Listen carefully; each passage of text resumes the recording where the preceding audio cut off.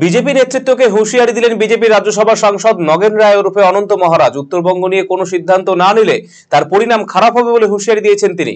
অনন্ত মহারাজ ক্ষোভের সঙ্গে বলেছেন, উত্তরবঙ্গে বিজেপিকে দূরবীন দিয়ে খুঁজে পাওয়া যায় না, সংগঠনের অবস্থা খুবই খারাপ।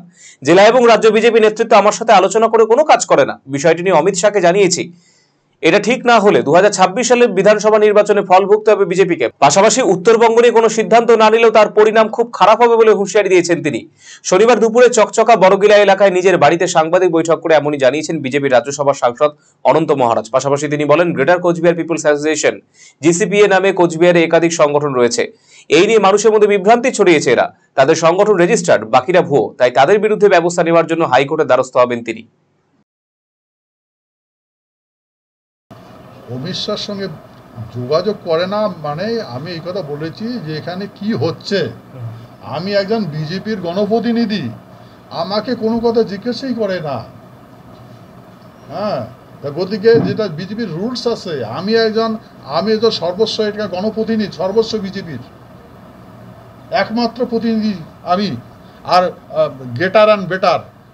তা আমাকে জিজ্ঞাসা না করে কেন কাজ করছে এরা, ওইটাই বুঝতেছি না।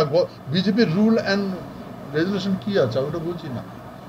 ওরা তো আমাকে বাইপাস করে কিছু করতে পারে না, আমাকে জিজ্ঞাসা করবে তো করে না। হ্যাঁ বলেছি তো। এবার আমি বলেছি গৃহমন্ত্রী অমিত শাহকে, যে মিস্টার সাহেব এখানে অবস্থা কিন্তু খুব খারাপ। হ্যাঁ বলে আমাকে বলে জানি, এখন দেখি ওনার হেড কমান্ড কি ডিসিশন নেয় সেটা ওনারে। কিন্তু কথা হলো এখানে যদি একটা এই উত্তর এলাকার যদি কোনো ডিসিশন না নেয় তাহলে পরিস্থিতি ভয়াবহ হবে, দুদিন লাগালেও পাওয়া যাবে। অন্যদিকে অনন্ত মহারাজের দাবি মানতে নারাজ কোচবিহার বিজেপি জেলা সভাপতি অভিজিৎ বর্মন।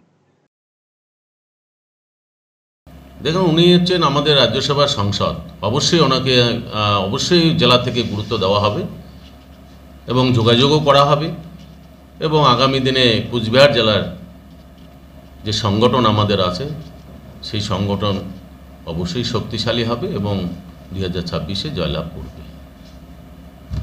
উনি বলছে যে বিজেপি যে প্রতিশ্রুতিগুলো দিয়েছিলেন সেগুলো পালন না করে উত্তরবঙ্গে সংগঠন ভেঙে পড়েছে, আগামী বিধানসভা নির্বাচনে যদি তাকে গুরুত্ব না দেওয়া হয় সেইভাবে দেখা যাবে এরকম না।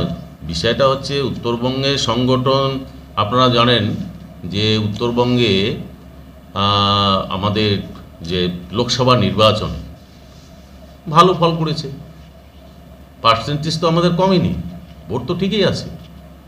সুতরাং সংগঠনের কোনো ক্ষতি হয়নি, আগামী দিনেও হবে না। আগামী দিনেও সংগঠন উত্তরোত্তর বৃদ্ধি পাবে এবং নিশ্চয়ই রাজ্যসভার সংসদকে আমরা গুরুত্ব দেব।